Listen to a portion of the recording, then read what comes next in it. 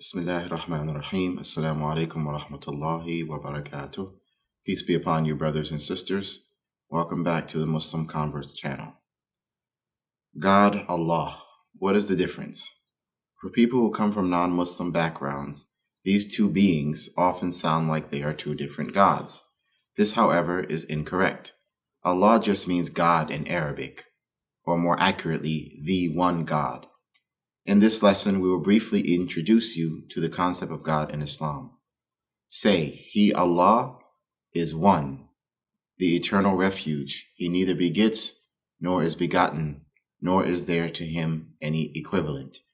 Chapter 112, verse 1 through 4. God, or Allah in Islam, is the creator of the universe. He is not just a creator like an engineer who makes a car. No, He is what brought all being into existence.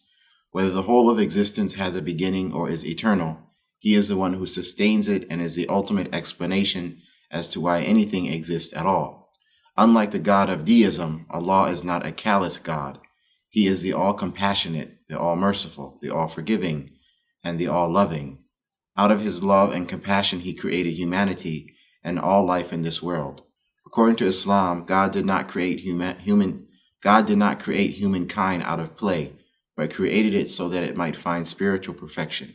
He created us human beings so that as free-willed agents, we may purify our souls and become compassionate, merciful, loving, and wise beings in a way that is analogous to the source of these wonderful attributes, namely God Himself. In order to do this, Allah sends down His special revelation in the form of religion to guide humankind to spiritual perfection.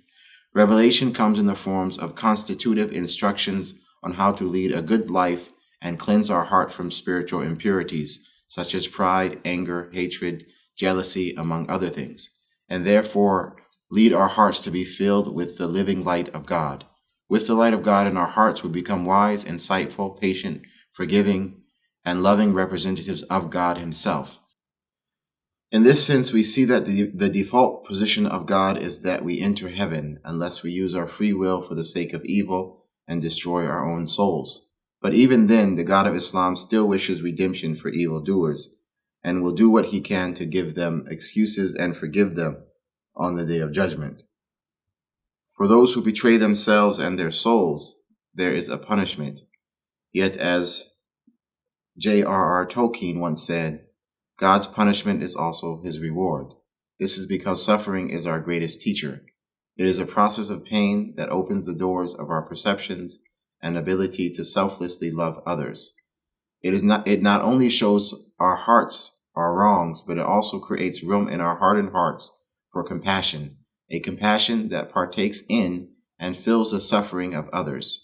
In this compassion for the pain of others is where divine love is born in the heart once again, and hence why Allah's punishment is also His reward.